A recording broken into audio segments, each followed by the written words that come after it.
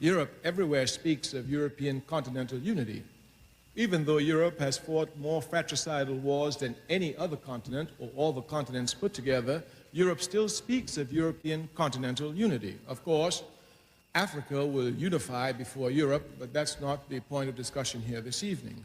The fact that Europe, with all the fratricidal wars she has fought, can speak of continental unity shows this evolutionary process. Africa, like any other society, anywhere in the world, was involved in this same evolutionary process, going from family to tribe, to clan, to nation, to continent. This evolutionary process was interrupted by European imperialism. It came in two forms, slavery and colonialism. First, they took over 300 million, the strongest, out of Africa, and then they divided Africa at the Berlin Conference. So you can see that Africa herself was moving on this evolutionary process. This evolutionary process, which would lead to continental unity, and Africa will still be the first continent unified, was interrupted by European capitalism. Since it was interrupted by European capitalism, an evolutionary process, the only way that Africa can unite today is through a revolutionary process aiming at a socialist economy. If capitalism destroyed us, it doesn't make sense to use capitalism to continue with it. We must use the antithesis of capitalism, which of course is socialism. And certainly if an evolutionary process has been interrupted, the only way we can capture the time lost is through a revolutionary process. We state these facts only to let you know that those of us who are revolutionary, Pan-Africanists, is not because we love revolution. It is historically determined, and we have no alternative but to follow history and to use history for the benefit of our people. So this then is the general outlines of Pan-Africanism. So you must not think that Africanism just began. Had Africa been left untrampled by European imperialism, we would have a long time achieved continental unity. Secondly, Pan-Africanism must be seen as a movement, a mass movement. And this mass movement must be properly understood. Africa, of course, because of racism, is belittled everywhere. And many people do not see Africa's constant, underline the word constant, contributions to world civilization. Since the 1940s, Africa has given, even before the 1940s, actually, we can go back to the Honorable Marcus Garvey, Africa has given to world political movements a mass character. Africans revolt in masses, never as a vanguard party. If you look at the independence struggle in Africa, it was nothing less than mass. If you look at the struggle in the Caribbean for independence, it was nothing less than mass. And even in the United States of America, the only movement they call a mass movement is our movement. Therefore, this mass character must be properly understood. Pan-Africanism has this mass character. Africans have this mass character in responding. And our responsibility is to bring this mass character together, make it precise so that it can direct its blows at the enemy, hitting him until we knock him down. Therefore, the task of Pan-Africanism is to gather the masses of our people together in the same organization, irrespective of where they find themselves, be it in Europe, be it in the United States, be it in the Caribbean, or be it in Africa. This is the first aspect, then we must understand. Pan-Africanism found its organizational expressions in 1900. Here, a Pan-African conference, here the word conference, was organized by Africans from all over the world. They came together deciding that something must be done for Africa. One of the leading organizers of this conference was a man by the name of Henry Sylvester Williams, born in Trinidad, a man whom you should do some history on, a very, very great man. Dr. W.E.B. Du Bois attended the conference, but he was not one of the leaders in 1900. By 1917, 1918, the idea of a necessity for a Pan-African Congress, not conference, Congress, was to be called. But most of the people who did the conference were dead. Henry Sylvester Williams was dead. A lot of them were dead. Du Bois was about the only one who was alive. Du Bois recognized he had a historic responsibility to continue the work of Pan-Africanism, so he called the first Pan-African Congress. Make a clear distinction. The first one in 1900 was a conference. Du Bois, being intelligent, understanding that a conference is limited and a Congress has more elasticity and can go longer, called it a Pan-African Congress. From the 1990s up until 1945, we could say seriously, Dr. W.E.B. Du Bois just about single-handedly kept the flame of Pan-Africanism alive. One thing must also be underlined to you. Pan-Africanism was brought into being in its organized form by the Africans outside of Africa. This was done only because of the oppression of Africa. At that time, Africa was under total colonial domination. There could be no political meetings. As a matter of fact, if you had the paper of the Honorable Marcus Garvey, you could go to jail. So the conditions were such that it was difficult for the Africans on the continent to organize. Africans off of the continent, recognizing this, came quickly to fill up that gap. So Pan-Africanism itself was brought to bear by the Diaspora.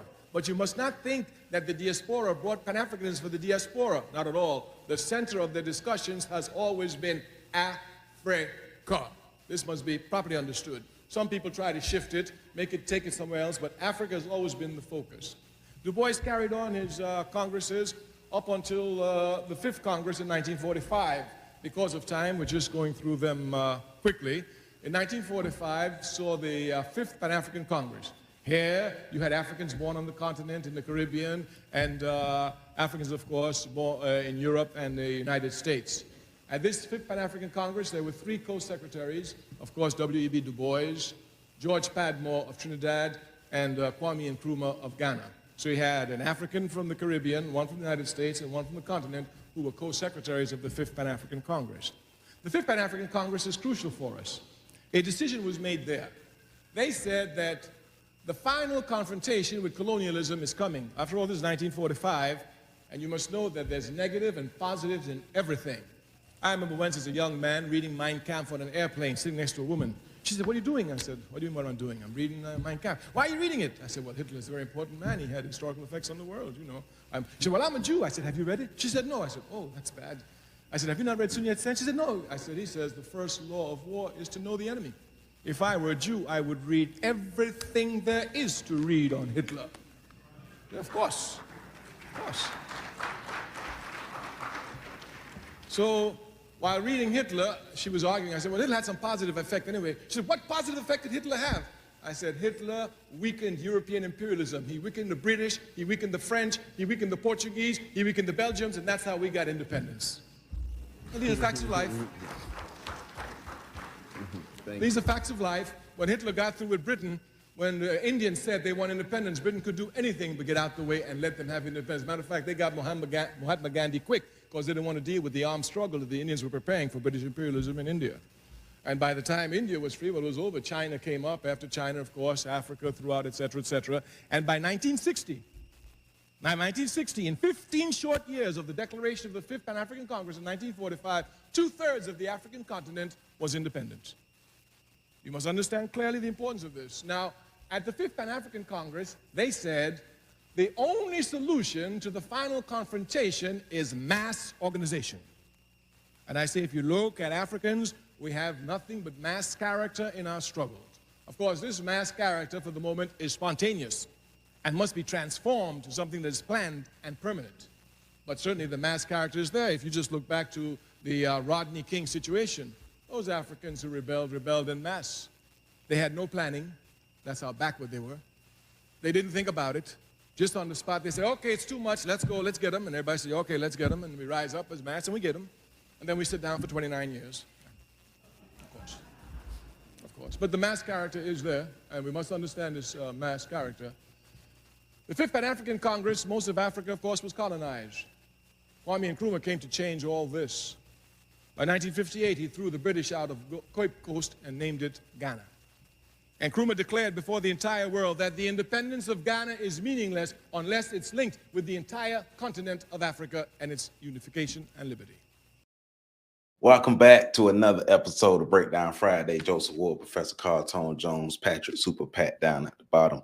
And we are getting into Pan-Africanism. Last week, we dove headfirst into Black nationalism.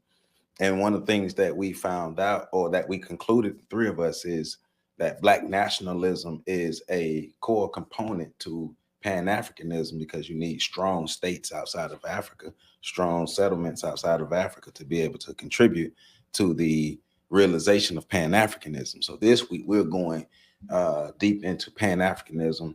Found a clip of Kwame Ture, giving a historical overview of Pan-Africanism, the Pan-African Congress, and the Pan-African Conference. So we're going to jump right into it and get into, ask some questions, get into the conversation how we do. So let's do it. So start with you, Pat. Let's break down what is from your studies and your from your view, what is Pan-Africanism?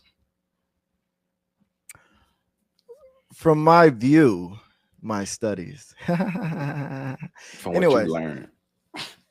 Pan-Africanism is the view that black people everywhere, not black people everywhere, black people with ancestry from on the continent are united and should be united in their fight against global white supremacy. So it's to me, it is black nationalism blown up.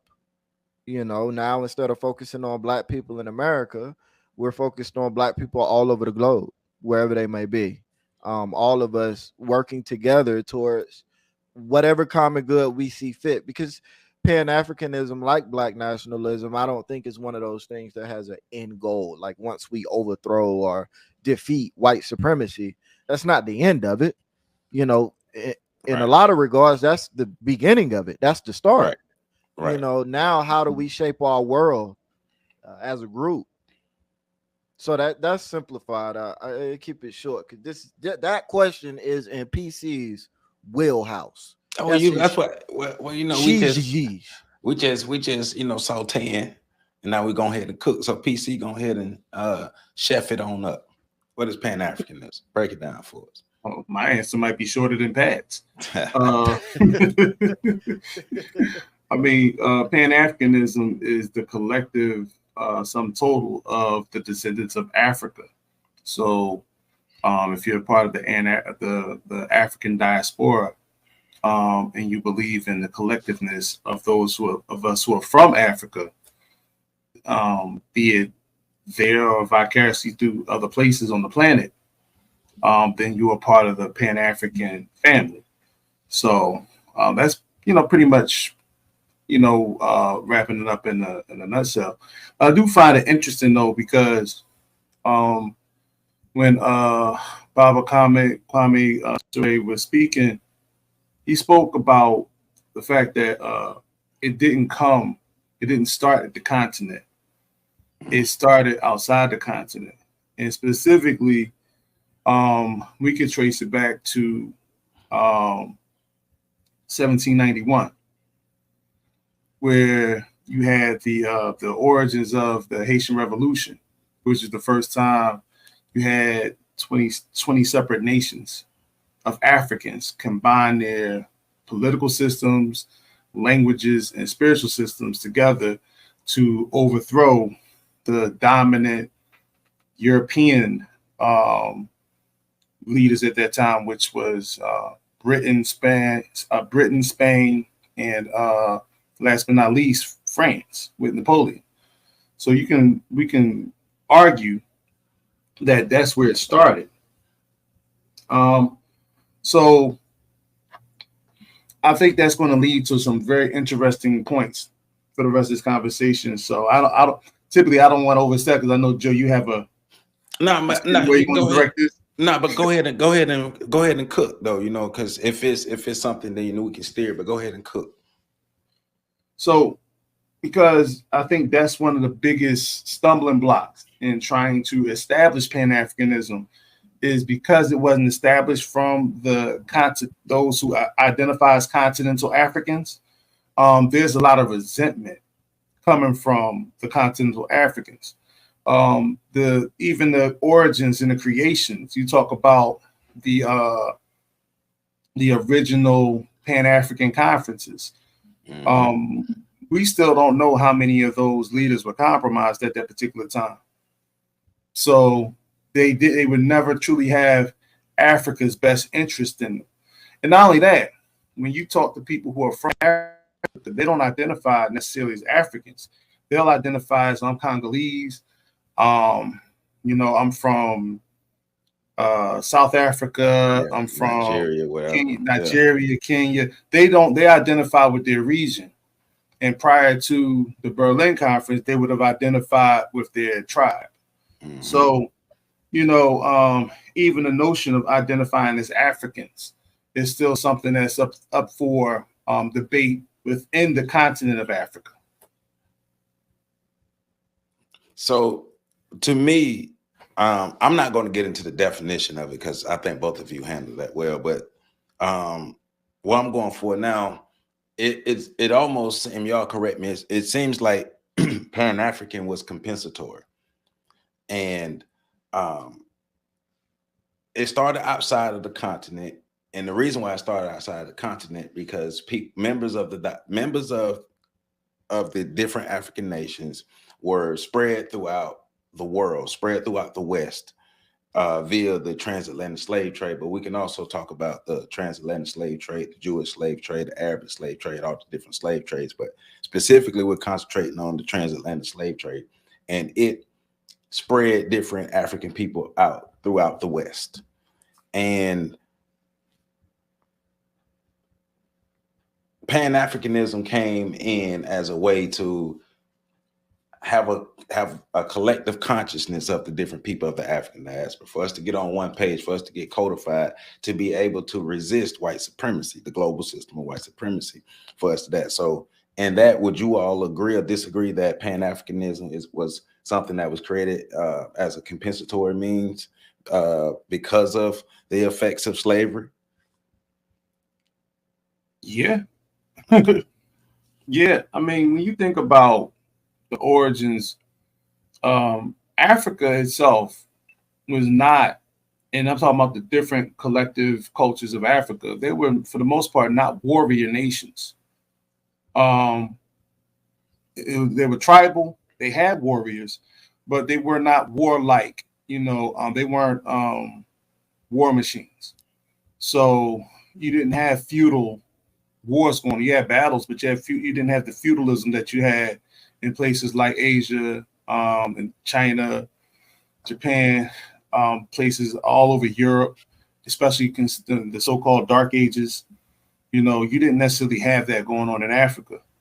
So by dealing with colonization, the second colonization, right? Because the first colonization, as you stated, was the Arab slave trade. Mm-hmm. By then, Africa had to become warlike. They had to develop a warrior nations because they had to fend off invaders. So it was by necessity. And then if you go, like I said, if you go to Haiti in 1791, that was done by necessity. Right. I mean, Bookman's prayer, that's what they speak of. So when you look at the need for Pan-Africanism, there was always in Africa sort of a friendly network. Mm-hmm. And it expanded outside of Africa, even here to the Americas, right? You had in the Americas, there's evidence of, we already know that, many of the historical documents, not just documents, but historical law that went on that spoke of the African presence here in America. I mean, you got the Olmecs, you got all that other stuff, even the creation of pyramids here in the Americas. So we know that Africans were expansive, but the need and desire to actually form an alliance came out of necessity. Right. Now that's interesting because we're seeing that Pan-Africanism is something that's compensatory, that comes because of slavery and colonialism. But it's interesting, toward the end, he was talking about Pan-Africanism in the sense of continental Pan-Africanism. And because he said Ghana needs, in order for Ghana to be successful, Ghana is going to need Africa to unite, and Ghana is going to be able to unite with Africa. So it's interesting that, the ideas and the thoughts and even the Pan-African movement started outside the continent, but even within continental Pan-Africanism is needed for the individual nations to thrive. So we still need each other. Like, no matter what, we got to pool our resources together to be able to work together. Well, to be clear though, that's what that one leader he was talking about said. Yeah. And to be further clear on my position on it, because I do agree with you guys. I think to look back to I think it's compensatory. The development of Pan-Africanism is very much compensatory. And the reason why there will, in my opinion, never be true buy-in from the continent is because there is no need for it there in their view. In my opinion, all of us outside of the continent, we needed some place to give us strength. We needed rose-colored glasses to put on to see a history bigger than the history we have been given in the past that we could remember. That became this mythical place of Africa. People on the continent don't have that need. They live there. They're surrounded by Black people all the time. Even those that are subjugated by white domination are seeing it in Negro expression. You know what I'm saying? So you look at now in the modern era, all of the despots, they're Black. The corrupt leadership is Black. So their view, and I'm not speaking from, because I've spoken to a couple people on the continent, but I haven't spoken to nearly enough to say that I know what they think. I'm just like extrapolating from, you know, what makes sense to me. So I'm being clear here. This isn't like objective fact. This is my opinion. It doesn't make sense that they would have the same view of Pan-Africanism that we would. You know what I'm saying? And I think that bleeds into the conversation about why they don't identify as African. They identify as whatever nation they're from, or they identify as whatever culture group in whatever nation they're from. Because I've met several Nigerians that you got to ask them, where is that 6 times before you get to Nigeria? You know, they got the culture group, the religious group, the this group, the ethnic group, the sub this group, the that group. And then you're like, all right, look, I don't know. I'm American. Oh, Nigeria. Okay. Thank you. I'm sorry for my ignorance. I really am. I know what Nigeria is. So I just think that's one of those things that, and this is where I get into the rub with the view of it being what it is. I think Pan-Africanism is a wonderful view to have for all of the people in the diaspora that were forcibly removed, or even that voluntarily moved, and now the descendants find themselves in unfavorable situations in unfamiliar locations. And by unfamiliar, I simply mean locations where Black people aren't the dominant group. Right. Mm-hmm. I think when we start to focus in on Africa, we start to create a problem whereby we are requiring a group of people that see the world and have experienced the world differently to buy in order for us to make progress. And I don't know that is realistic. Well, what you saying that because saying earlier, when I was saying it earlier that and Krumah was quoting, you say he was quoting somebody else, but he was talking about Ghana needs Africa to be successful, but also that Pan-Africanism started outside of the continent. It would make sense, you know, for Pan-Africanism to start outside the continent, because those outside the continent, like you said, being the minorities in these spaces, wanting to make sure they create a power base for themselves to be able to fight back. And they're having a different worldview and a different experience than the continental Africans. So that, to me, that would make sense for it to start outside of the continent if you have the people inside the continent who have a different view on how they identify themselves or how they see themselves relevant to any other Africans across the continent. Yeah, it's not compensatory for them to sum up everything I just said. Right. To me. Right. Okay. So but it should be. I agree with that. Right. It should. I mean, there's still many African states are still under colonial rule, and many African states are still in debt to the World Bank and to the International Monetary Fund. Many of them still answer to NATO. There's very few African countries that move by their own volition, their own will. So they should be, but they're not. Well, you answering my next question. You already getting into it because the next question was going to be how does slavery/colonialism negatively affect Pan-Africanism? And if we talk about continental Pan-Africanism, we're talking about the effects of colonialism, the lasting effects of colonialism, and how it shaped the viewpoint of the Africans who were there at the time and still are there. Why it would be more important for us to have that connection, have that that collection, have us collect together, and then even create ideas of being codified in all of our ideas of how we should fight white supremacy, because I would say the brand of white supremacy that we experienced was vastly different, and now I don't want to say one was harsher than the others, but the brand of white supremacy that we experienced seemed to light some kind of fire up under the Africans who were outside the continent versus the Africans inside the continent.